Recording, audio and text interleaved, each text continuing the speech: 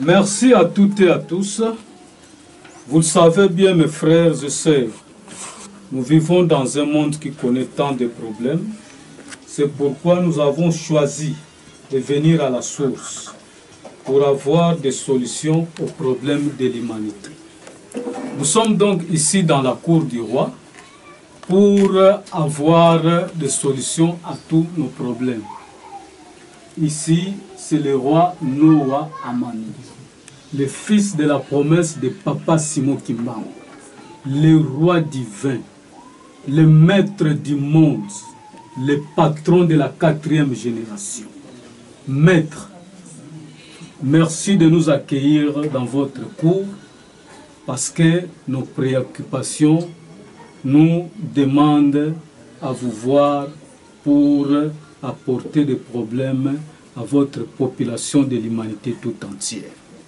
Nous avons une première préoccupation. Le monde est actuellement visité par la pandémie Covid-19. Les malades sont là, les morts en cascade. Nous sommes en fait perdus. Et par rapport à ce que vous nous avez dit la fois passée dans ce même lieu, vous avez dit que cette pandémie n'était pas en fait une maladie pour vous, que c'était un simple problème. Il suffisait d'une parole de puissance pour mettre un terme à cette histoire-là. Aujourd'hui, là, nous sommes en train de voir le monde coincé. Ceux qui se disent de grandes puissances sont en difficulté. Les médecins eux-mêmes ne savent à quel sens se vouer. Voilà pourquoi nous sommes là.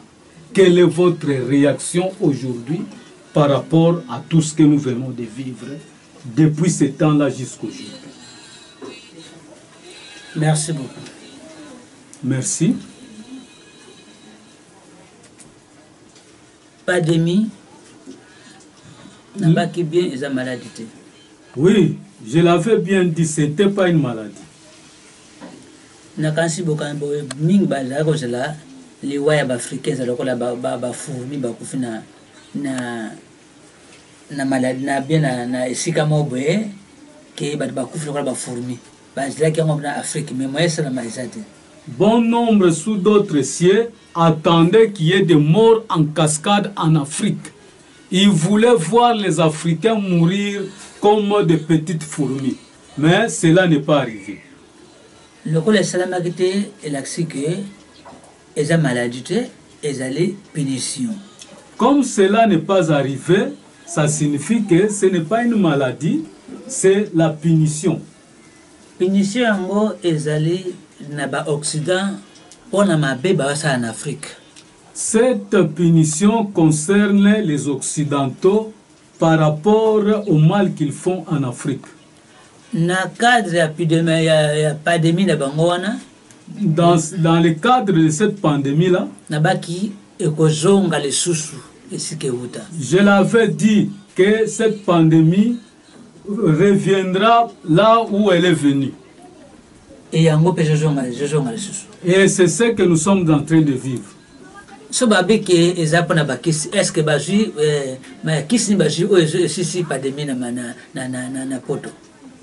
mais s'ils disent que c'est une maladie et que la maladie a un médicament, quel est alors ce médicament-là qu'ils ont trouvé pour guérir cette maladie-là?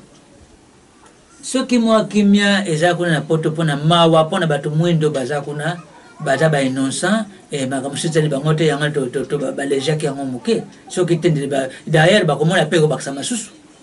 S'il y a un semblant de paix en Occident, c'est par rapport aux Africains qui sont là. D'ailleurs, vous le verrez, la maladie va reprendre son cours normal et va encore frapper plus fort. D'ailleurs, les gens la maladie à mais aller na crise économique qui fait côté partout dans l'Occident. Ce n'est pas seulement que la maladie ou la soi-disant maladie doit tuer là-bas, mais il y a aussi un problème économique parce que l'économie en Occident est appelée à dégringoler, à connaître, l'Occident doit connaître une crise économique. Ce qui est là, tout le monde en Afrique, ils ont maté pour l'Occident. Aujourd'hui, s'il n'y a pas d'envol en Afrique, mais c'est à cause de ces Occidentaux. Mais conscience na bango et ça là. Ils sont conscients, ils savent ce qu'ils font. Pour nous les na baki ke bana na bango ba ko juger bango. Je l'avais dit que leurs enfants vont le juger. Les banane ba buki ba robuka ba bekeko oyo ba ba yo connaître Afrique. Et constater ce qu'ils sont en train de vivre. Ce sont ces mêmes enfants qui sont en train de détruire leurs monuments là qu'ils ont érigés en faveur de tous ceux qui ont fait le mal en Afrique. Et ça va faire et c'est là vous devez comprendre, c'est dit à quoi. Et ça pour même pas de millions pour bâtir Afrique libre. Tout ça, ça arrive pour que les Occidentaux se dégagent de l'Afrique. Ils doivent dégager, ils doivent laisser l'Afrique libre. Na pouvoir bango, pouvoir républicain, il faut aller en Afrique. Ils doivent partir avec leur pouvoir républicain qu'ils ont mis en place en Afrique. Pour nini ngana zali o na kotambusa royaume et Afrique pe ko toucher monde entier. Parce que moi je suis venu pour restaurer le royaume en Afrique et ça va s'étendre au monde entier. C'est là ma réponse à votre préoccupation. Merci maître pour votre réponse à la première préoccupation. On dit il n'y a pas un sans deux. Nous avons une deuxième préoccupation que voici. Le monde en général, maître, connaît des crises institutionnelles à répétition, disais-je. Et l'Afrique en particulier. Quelle est alors votre vision à ce sujet, maître? Mais ce qui est là,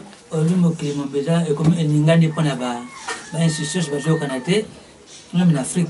Si aujourd'hui il y a la crise institutionnelle dans le monde, en Afrique et même au Congo ici, mais ce qui est dans norme il y a bon sambet,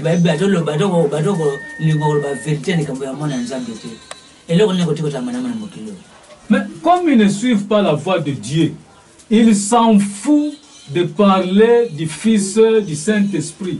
Mais qu'est-ce qui peut encore marcher? Je vous dis que ce que vous voyez là, c'est encore rien. Le pire arrive s'il continue à s'entêter. Parce que les chiens n'entendraient pas ce que dira son collègue chien.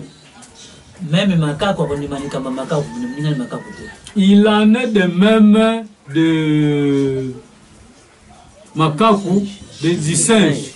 Il en est de même du singe. Donc c'est comme ça. Les hommes doivent dire la vérité par rapport à la venue du Fils de Dieu, et c'est là où les solutions, le monde trouvera des solutions à ces problèmes. Et puis, batika makambo ya pouvoir républicain en Afrique. Biso tobotama nangote, toloko twango joie, yango moyen Israël concorde en Afrique, ezate. Batika makambo parce que banou kabadma kufa bena mokili, ba peuple ba kufaka. Pona ba application na bangona ya kotia toujours pouvoir républicain en Afrique na ba élection inutile en Afrique. L'humanité entière doit prendre conscience, et surtout les Africains. Ils doivent cesser avec ce système des pouvoirs républicains. Ce n'est pas propre à nous. Nous avons commencé avec le pouvoir royal et c'est avec ça que nous devons chercher le décollage de l'Afrique. Merci, maître. Merci, maître, pour la réponse à notre deuxième préoccupation. Nous passons sans doute à la troisième.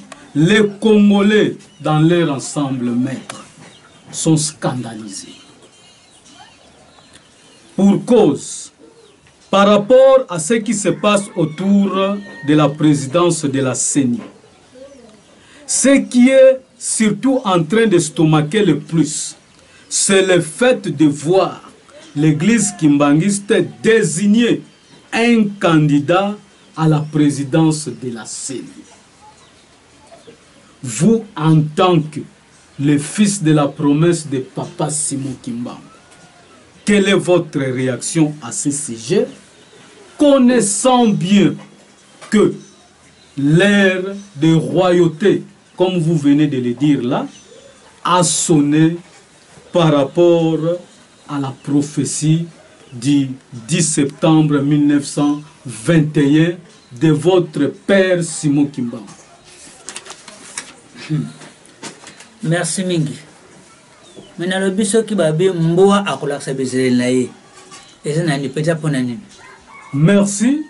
Quand on dit que vous connaîtrez les chiens par ses agissements, ça signifie quoi?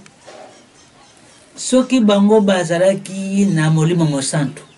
Soki bango baibaki Papa Simon Kimbangu ya 1921. Mbele bako koma na betapo ya ko dessiner sous moto ke na seni. Si réellement il connaissait le Saint-Esprit, s'il connaissait réellement Papa Simon Kimbangu de 1921, le grand Simon Kimbangu, pouvait-il désigner quelqu'un pour aller occuper la présidence de la CENI afin d'organiser les élections dans ce pays?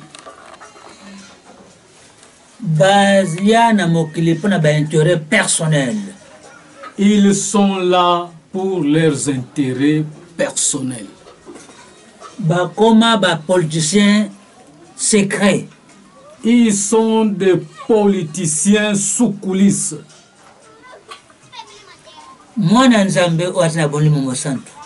Un fils de Dieu qui a le Saint-Esprit. Papa baki na 4e génération, changement radical fait dans l'Afrique. Mon père Simon Kimbangu avait dit il y aura un changement radical à la 4e génération en Afrique. Papa, il y a solo Saint-Esprit.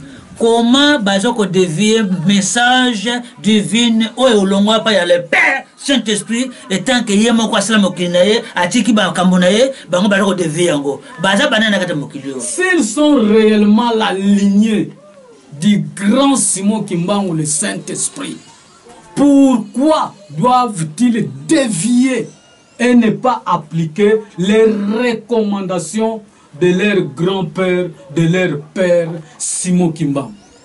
Mais ce qui bomoni to komiti lelo ba bombaka prophétie, ba prophétie à Papa Simon Kimbangu jusqu'à depuis 1921 jusqu'à 2099. Ça signifie que balinga ki mazwa message à papa ba considérer ki angote benga ba changer programme ne ba changer ki banala ki lokolo ya catholique pour ba sala l'église ba bénéficier ba lié lokolo ya catholique ali ya veut dire église qui mangise eza combo mais au ba sala connaît même catholique parce qu'avant ba sala l'église qui mangise ba sala ba corna catholique avant tout ba fond l'église qui mangise il faut ba sala ba sala école. Vous avez tous constaté comme moi, ils sont assis sur les prophéties de Papa Simon Kimbangu. Ils ont caché ça jusqu'en 1999 parce qu'ils avaient le projet de tout changer. Ils sont sur les traces de l'église catholique parce qu'avant qu'ils ne créent l'église kimbanguiste, ils ont suivi les modèles et la recommandation de l'Église catholique. C'est là où on leur a demandé de faire ce que fait l'Église catholique, c'est-à-dire de créer des écoles, de créer des postes de santé et de faire toutes ces choses semblables. Donc, ils ont eu la permission de l'Église catholique pour arriver à mettre en place l'organisation qu'on appelle Église kimbangiste. Est-ce que, en le faisant comme ça, vous allez dire qu'ils ont l'esprit? Depuis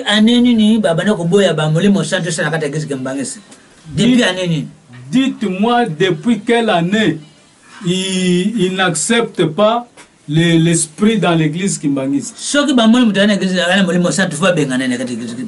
Lorsqu'ils sentent que celui-ci est poussé et parle de la part de l'esprit, ils vont le faire sortir de l'église. Il en est de même des églises de réveil et l'église catholique. Donc tous ceux qui parlent de la part de l'esprit, ils n'ont pas besoin de lui. Alors, na bango, na kimbangise. Bongo wape église. Église c'est ça, tu peux na bango, ndenge moko bana vérité.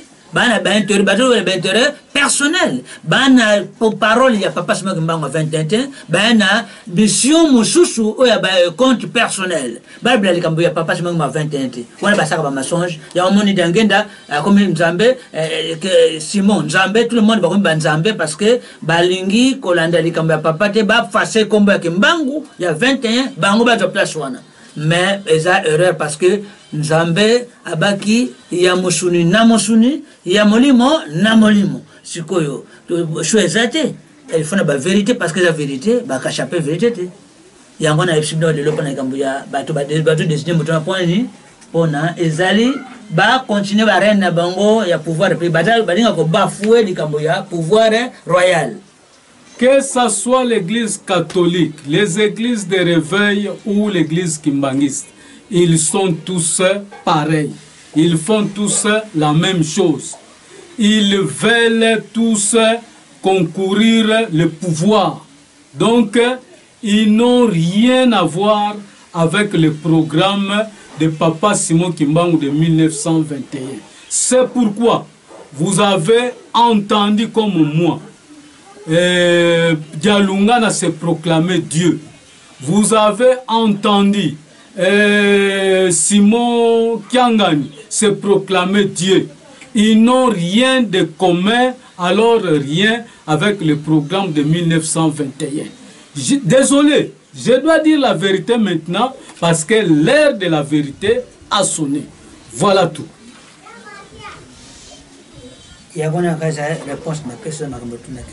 Merci papa pour la réponse à notre préoccupation, mais permettez-nous papa, nous avons encore quelques petites préoccupations. Nous allons à la 4e. Devant une délégation congolaise à Vatican, nous avons vu le pape de Rome dire la prière en rite congolaise. S'il vous plaît, papa, vos impressions là-dessus. Babi, ezali omoni batuana lokola ba pape. Les gens comme des papes. L'épidémie yaki. Ba monanaki. Quand l'épidémie Covid-19 est arrivée, est-ce que vous les avez vus? Bangonio subatiaki bangone preuve pour te ba soki ba sambela kanzambe ya solo bien badana lokuta. Dieu a mis tout le monde à l'épreuve pour voir et le faire voir à la face du monde si réellement ce sont des serviteurs de Dieu ou non. Soki bat balataka bango basa bango na bango balandelaka bango na bango badoko tsala badoko induire batu bana esprit na erreur parce que ce côté malamu un chef saint en attend qui me pas de mité mais ça qui mi yango bomba mais ça signifie quoi c'est kazana bunzambe te po ya bake asokana nzambe n'attend ngoni ni mokolonini akimi pona ni nzambe bisakete ke maladie zo ya bona pona ni et puis apesi qui sa maladie wante pona a tshelo boko pa motu po mutabika pona ni bango bado ki maladie ce que toza batu bazaka bozaka ndengi moko ni bado vina mokili mutu espèce na bunzambe azate o etali d'abord le bana wana bon on peut ça de continuer. Un chef saint ne peut pas prendre fuite devant la Covid-19. Mais pourquoi ils étaient disparus? C'est pour vous dire que tous sont pareils. Tous ceux-là qui les suivent, ils sont pareils. Il y a des aveugles qui conduisent des aveugles. Vous devez savoir que ils étaient à l'épreuve et personne n'a pu imposer les mains sur quelqu'un et guérir la maladie. Et aucun de ces serviteurs-là de Dieu, je veux dire soi-disant serviteurs de Dieu, qui a trouvé un remède ou à qui Dieu a donné un remède pour guérir les autres.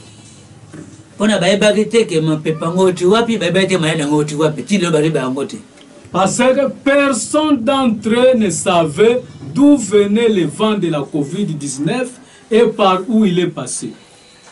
Les loyaux, bamoni ke mupepano le kamuke muke abimia par balekambo ya nini boribiana ya Atsali il a fait la prière en rite congolaise. Rite congolaise. Mais pour qu'on distraire ba congolais. Rite congolaise c'est quoi?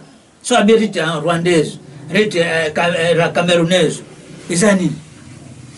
Bossa l'assemblée te bazo boya ko bande vérité. Les Cambozawa, bah, on va sauter premier babou pour la vérité par les Camboya, pouvoir, pouvoir, le fils du Saint-Esprit dans le Congo. Mais, c'est là qu'il besoin erreur. Continuez d'abord. Ils sont en train d'éviter de dire la vérité. C'est pourquoi ils sont convenus d'amener des distractions, surtout par rapport à vous, Congolais et Africains. Mais ils étaient où quand la tempête était là? La tempête est passée et aujourd'hui, ils viennent faire des rites soi-disant congolaises, soi-disant camerounaises, sénégalaises. Mais c'est quoi? C'est quoi au juste? La divinité n'est pas comparable à une pièce de théâtre.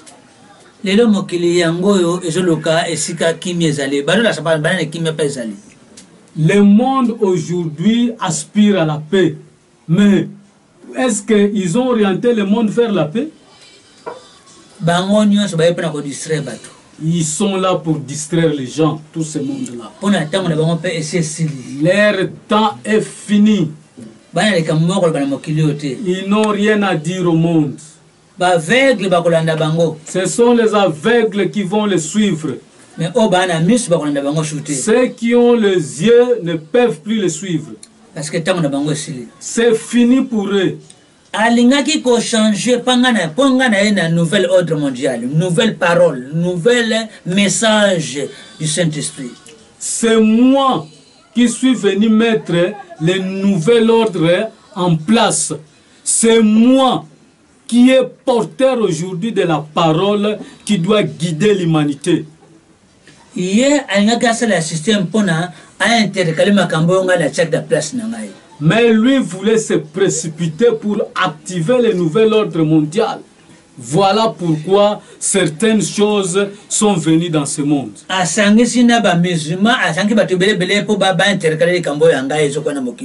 Il a mis en place un mariage contre nature où se retrouvaient les musulmans, les bouddhistes, les judaïstes et tout consort là pour essayer de combattre le nouvel ordre mondial.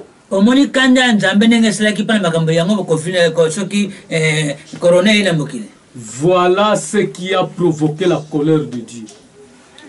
Mais j'ai l'impression qu'ils ne veulent pas comprendre. Et cette fois-ci, puisqu'ils continuent à s'entêter, vous les verrez sous les caves. S'ils ne disent pas la vérité, vous allez voir la colère s'enflammer plus fort que par le passé.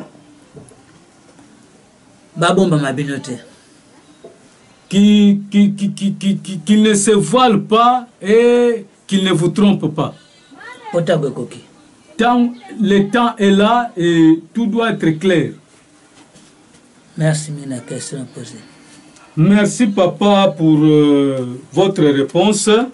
Si vous permettez, une dernière peut-être préoccupation. Par rapport à tout ça, maître. La pauvreté qui ne fait que nous ronger. Les jeunes n'ont pas d'emploi. Nous avons la souffrance qu'on ne sait pas expliquer. Votre population, maître, est affamée. Que peut être nos attentes par rapport à ces messages que vous nous apportez? Nalobi, liboso, moto miye bakaza moto. D'abord, l'homme doit se connaître, comme on le dit, connais-toi toi-même. Parce que mokilio yo bazinga kolongola bo mutu ya mutu ko bakoma ko manipuler mutu ya mutu pour mutu comme esclave amuninga mutu. Tout a été mis en place pour chosifier une personne humaine, pour continuer à les mater et à les dominer comme si il n'était un rien. Mutu mwendu ayeba esika huta. Toi, homme noir, tu dois connaître tu es venu d'où et qui es-tu. Bolinga kaka kota esclave ya mendele wanate parce que bataban na biso. Ne continuez pas à rester esclave des blancs. Ils sont d'ailleurs nos enfants, ils sont venus de nous. Ce qui passe c'est au moins lelo parce que les conduits Afrique bata manipuleux na ba blanc et puis baza ba comme bata ba mendiant ya ko luka ko senga kambongo na Occident lokola ba batangi mbongo. Nous connaissons des problèmes parce que nos dirigeants sont manipulés par les blancs. Ils se sont fait des mendiants pour aller chercher l'argent en Occident et finalement cet argent ne sert que eux-mêmes et leur famille. Lokola kamba corona obojoblao.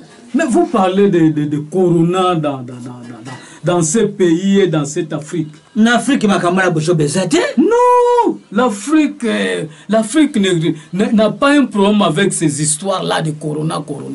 Mais badoko obligé batu bandi mayango pona bango ba jouer ba compte bambongo la bango ba dans la poche na bango pona ko priver un peuple ou à souffrir ou te bandeli. Malheureusement, vous avez des dirigeants qui font tout pour créer des cas de corona et enfin aller commander l'argent en Occident et puis en faire leurs problèmes. Bonjour, parler sur corona.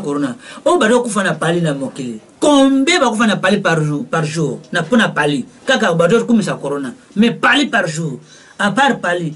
Qu'on fait nzala ya batu. Batu, qu'on fait nanzala. Baza, combien par jour? Est-ce que c'est déclaré dans la télévision, la radio? Mais on peut compter combien de morts par jour de famine. Combien de jours de morts par jour avec le paludisme? Est-ce qu'on en parle à travers les médias comme on le fait avec la Covid-19? Batika peuple abunda nega do bunda. Laissez le peuple se débrouiller comme il le fait jusque-là. Ce qui est là, bodo boma ba peuple na malmasas. Bodo boy ya ba kufa na corona. Bodo sa loko ni. Mais vous ne voulez pas que les gens meurent de corona. Mais vous les tuez avec des fusils. Mais que faites-vous là? Est-ce que c'est un peuple? Vous aimez bien ce peuple comment?